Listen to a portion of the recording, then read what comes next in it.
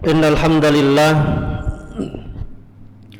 nahmaduhu wa nasta'inuhu wa nastaghfiruh wa natubu ilaihi wa na'udzu billahi min shururi anfusina wa sayyiati a'malina man yahdihillahu fala mudilla lahu wa man yudlilhu fala hadiya lahu.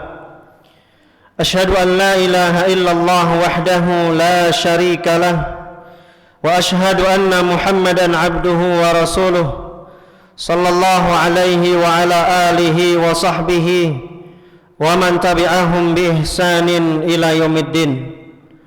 Qala Allah azza wa jalla, ya ayyuhalladzina amanu taqullaha haqqa tuqatih wa la tamutunna illa wa antum muslimun.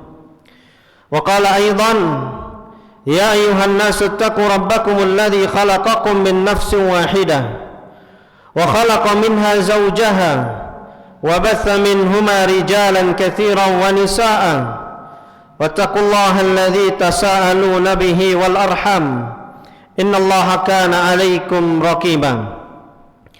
Amma ba'd, fa inna asdaqal hadithi kitabullah wa khairul huda huda Muhammadin sallallahu alaihi wasallam wa syarrul umuri muhdatsatuha fa inna kulla muhdatsatin bid'ah wa kulla bid'atin dhalalah wa kulla dhalalatin finnar. Ma'asyiral muslimin, sidang salat Jumat rahimani Allah wa iyyakum ajma'in. Marilah kita senantiasa meningkatkan kualitas takwa kita hanya kepada Allah Subhanahu wa taala.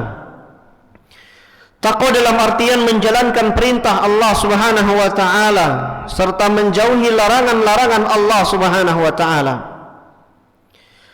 Dan Allah Subhanahu wa taala memerintahkan kita untuk membekali diri kita dengan takwa kepadanya. Sebagaimana yang Allah firmankan dalam Al-Qur'an, "Wa tazawwadu fa inna khairaz zadit taqwa." Dan berbekalah kalian, sesungguhnya sebaik-baik bekal adalah bekal takwa kepada Allah Subhanahu wa taala. Ini menunjukkan bahwasannya kehidupan dunia hanyalah sebuah perjalanan. Setiap dari kita sedang meniti perjalanan tersebut. Dan tentu saja dalam meniti perjalanan kita butuh dengan yang namanya perbekalan. Dan sebaik-baik bekal yang dibawa oleh seorang hamba bukanlah hartanya, bukanlah jabatannya, akan tetapi sebaik-baik bekal yang dibawa adalah bekal takwa kepada Allah Subhanahu wa taala. Ma'asyiral muslimin, sidang salat Jumat rahimani Allah wa iyyakum ajma'in. Ketika kita melihat zaman kita sekarang, zaman yang penuh dengan cobaan, zaman yang penuh dengan fitnah, yang penuh dengan ujian. Terkadang kita mendengar ada orang yang berpindah agamanya. Dari awalnya dia beragama Islam, kemudian dia pindah untuk menuju kepada agama yang lain dengan tujuan dunianya. Semakin banyak fitnah yang merajalela, yang menggerogoti umat Islam, yang menggerogoti kaum muslimin, sehingga mereka pun mau menggadaikan akidahnya hanya untuk mendapatkan kehidupan dunia ini. Oleh karenanya kaum muslimin rahimani Allah wa iyyakum ajma'in, kebutuhan kita kepada sebab-sebab yang dengannya kita bisa tegar, bisa kokoh di atas agama Islam ini sangatlah besar. Sebagaimana kita butuh dengan makan, kita butuh dengan minum, kita butuh dengan tempat tinggal, maka kita juga membutuhkan kepada perkara-perkara yang dengannya kita bisa tegar di dalam menjalan syariat Islam ini, yang dengannya kita bisa kokoh berpegang teguh dengan agama Islam ini. Maka di antara kiatnya adalah, atau di antara sebabnya adalah, hendaklah seorang muslim senantiasa dan selalu berinteraksi dengan Al-Quranul Karim. Berinteraksi dengan Al-Quranul Karim itu bisa dengan membaca Al-Quranul Karim, mentadaburi Al-Quranul Karim, mempelajari Al-Quranul Karim, dan selalu menjadikan Al-Quran itu sebagai pembimbing yang membimbingnya setiap harinya dalam menjalani kehidupan dunia ini. Dia jadikan Al-Quran itu sebagai pedoman di dalam menjalani kehidupan dunia ini, menjadikan Al-Quran itu sebagai sesuatu yang membimbing kita untuk bertemu Allah Subhanahu wa ta'ala. Karena Al-Quran adalah kalamullah, Al-Quran adalah talinya Allah Subhanahu wa ta'ala yang paling kuat. Al-Quran adalah jalan kebahagiaan. Dan begitulah kenapa Allah Subhanahu wa ta'ala menurunkan Al-Quran kepada Rasulullah sallallahu alaihi wasallam tidak sekaligus, akan tetapi secara berangsur-angsur. Tentu saja tujuannya adalah untuk mengokohkan hati Rasulullah sallallahu alaihi wasallam. Orang-orang kafir bertanya, kenapa Al-Quran itu tidak diturunkan sekaligus kepada Rasulullah sallallahu alaihi wasallam? Maka Allah menjawab di dalam Al-Quranul Karim, wa qala alladziina kafaru laula nuzila alaihi al-Qur'anu jumlatan wahidah kadzalika linutsabbita bihi fuadak wartalnahu tartila. Allah Subhanahu wa ta'ala mengatakan yang artinya, dan orang-orang kafir berkata, mengapa Al-Quran itu tidak diturunkan kepadanya sekaligus? Maka Allah Subhanahu wa ta'ala menjawabnya, kadzalika linutsabbita bihi fuadak, demikianlah agar kami memperteguh, memperkuat, memperkokoh hatimu Muhammad dengannya, dan kami membacakannya secara tartil, yaitu secara berangsur-angsur. Inilah yang membuat hati Rasulullah sallallahu alaihi wasallam menjadi tegar di atas agama Islam ini, karena beliau selalu berinteraksi dengan Al-Quran. Selama beliau berdakwah, selama 23 tahun beliau mendakwakan Islam, beliau selalu berada di bawah bimbingan Al-Quran. Maka dengan sebab itulah beliau selalu tegar di atas Al-Quranul Karim ini. Ketika ada ujian yang datang, maka Al-Quranlah yang menjadi penghibur bagi kita. Maka ini pertama, kaum muslimin rahimani Allah wa iyyakum ajmain. Kemudian di antara kiat selanjutnya adalah, yaitu hendaklah seorang selalu dan berusaha untuk mengerjakan amal saleh. Maka seorang muslim jangan sampai dia menyepelekan amal soleh. Suatu amalan dikatakan amal soleh, yaitu apabila amalan tersebut ada landasannya dari Al-Quran, dari sunnah Rasulullah sallallahu alaihi wasallam, dan dilakukan dengan ikhlas karena Allah Subhanahu wa ta'ala. Dan Allah Subhanahu wa ta'ala mengatakan di dalam Al-Quranul Karim, walau annahum fa'alu ma yu'adzuna bihi lakana khairan lahum wa ashadda tathbita. Kata Allah Subhanahu wa ta'ala yang artinya, dan sekiranya mereka itu benar-benar melaksanakan perintah yang diberikan, maka niscaya itu lebih baik bagi mereka dan lebih menguatkan iman mereka. Kita perhatikan ayat ini kaum muslimin, walau annahum fa'alu ma yu'adzuna bihi, kalau mereka sekiranya mengerjakan apa yang diperintahkan kepada mereka. Apa yang diperintahkan kepada kita? Apa yang Allah perintahkan kepada kita? Allah memerintahkan kepada kita untuk mengerjakan amal soleh. Sehingga ketika seorang itu mengerjakan amal soleh, mengerjakan apa yang diperintahkan oleh Allah Subhanahu wa ta'ala dan diperintahkan oleh Rasulullah sallallahu alaihi wasallam, maka dengan sebab itulah dia ditegarkan, dikokohkan oleh Allah Subhanahu wa ta'ala. Demikian juga Rasulullah sallallahu alaihi wasallam, beliau memerintahkan kita untuk bersegera mengerjakan amal soleh sebelum datang fitnah yang merajalela. Kata beliau alaihi salatu wassalam dalam sebuah hadis, badiru bil a'mali fitanan ka qita'il lailil muzlim yusbihu ar-rajulu mu'minan wa yumsi kafira wa yumsi mu'minan wa yusbihu kafira yabi'u dinahu bi'aradin minad dunya. Kata Rasulullah sallallahu alaihi wasallam dalam hadis, bersegeralah melakukan amal saleh sebelum datangnya fitnah, yang mana fitnah tersebut, ujian tersebut bagaikan potongan-potongan malam yang gelap gulita, yaitu seorang pada pagi hari dalam keadaan beriman dan di sore harinya dalam keadaan kafir, dan di pagi harinya dalam keadaan kafir, lalu di sore harinya dalam keadaan beriman.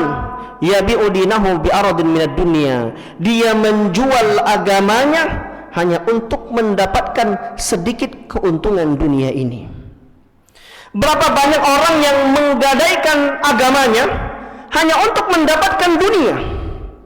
Berapa banyak orang yang menggadaikan akidahnya hanya untuk mendapatkan sedikit daripada kehidupan dunia.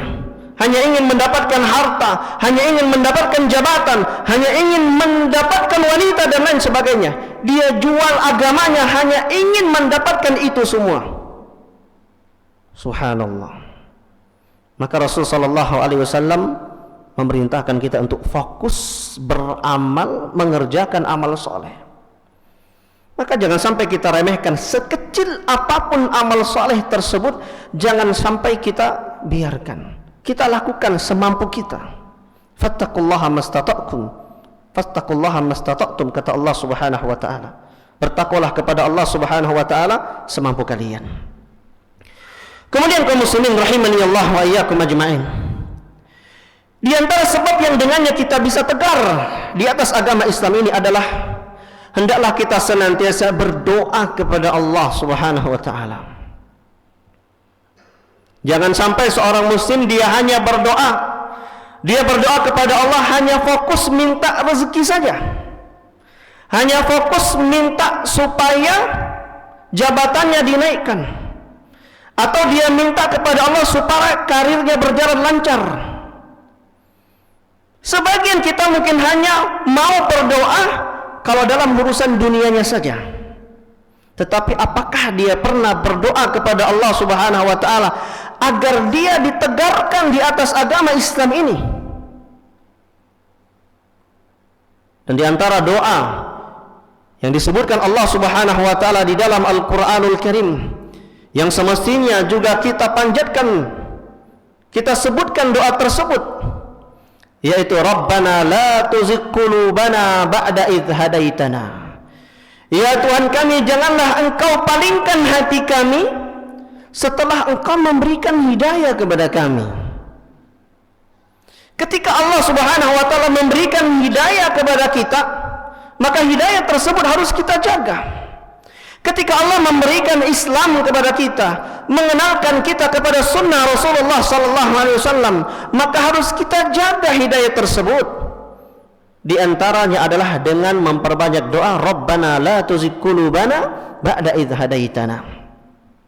Dan di antara doa yang selalu dipanjatkan oleh Rasulullah sallallahu alaihi wasallam adalah doa ya muqallibal qulub tsabbit qalbi ala dinik.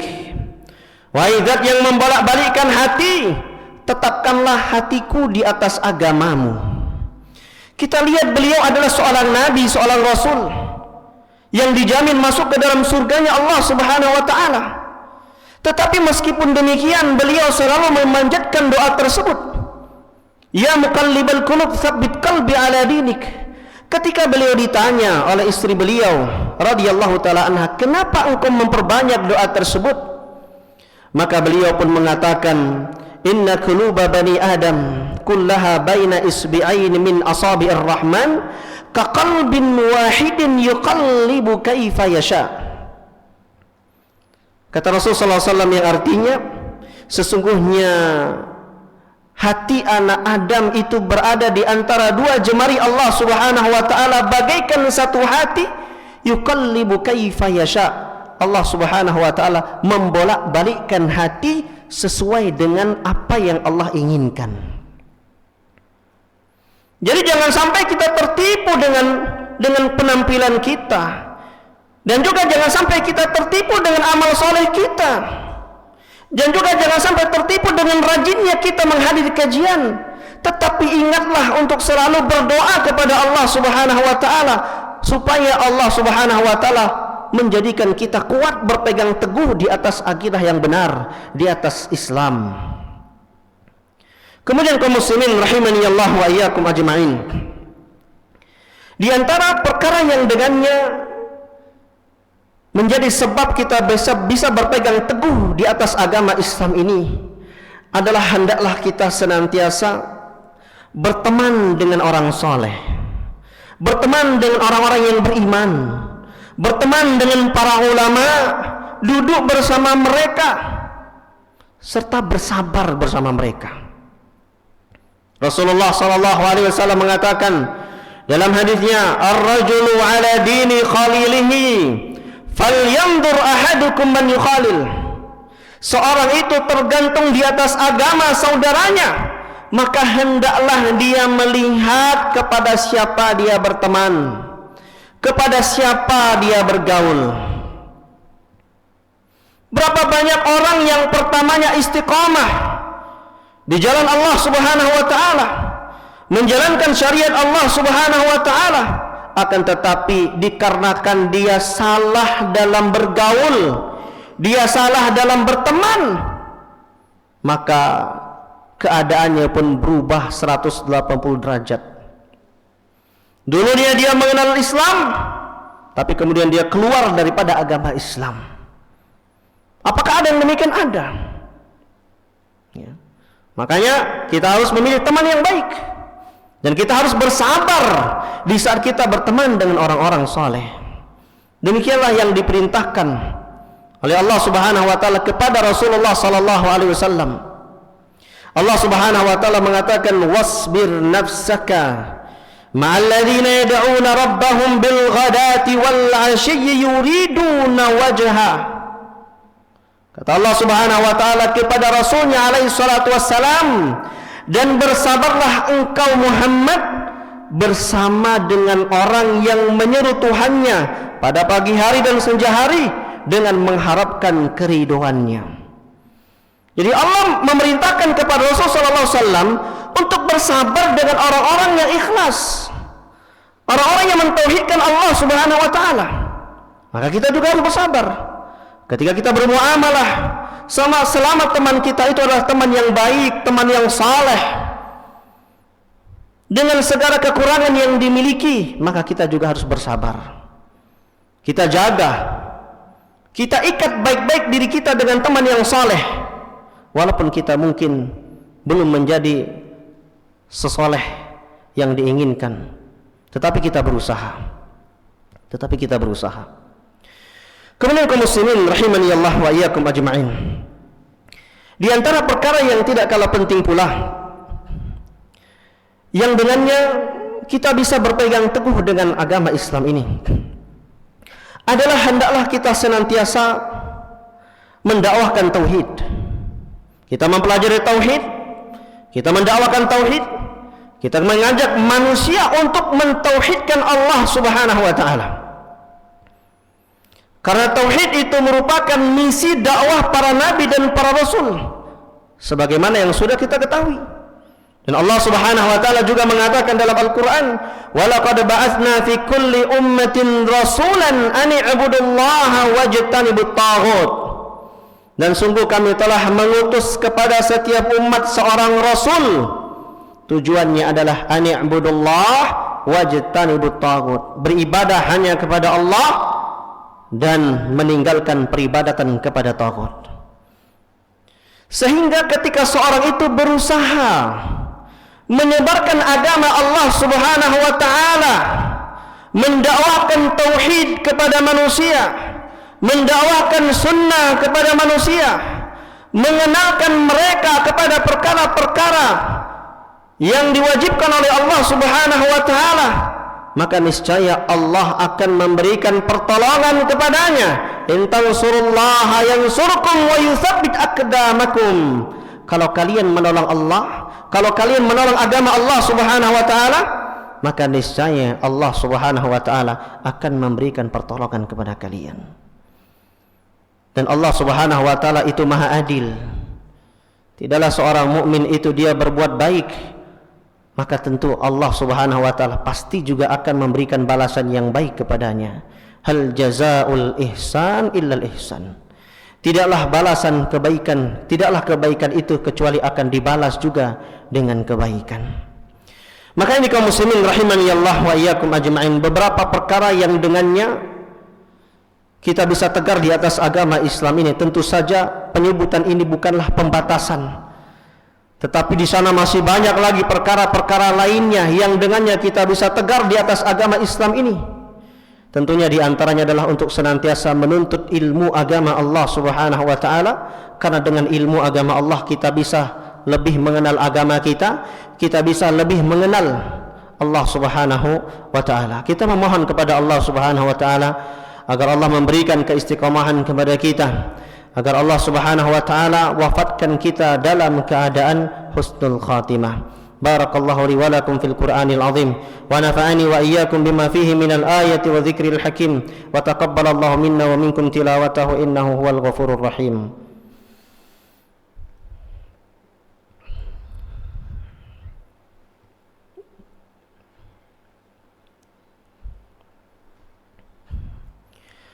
Alhamdulillahi rabbil alamin, wassalatu wassalamu ala asyrafil anbiya'i wal mursalin wa ala alihi wa ashabihi wa man tabi'ahum bi ihsanin ila yaumiddin.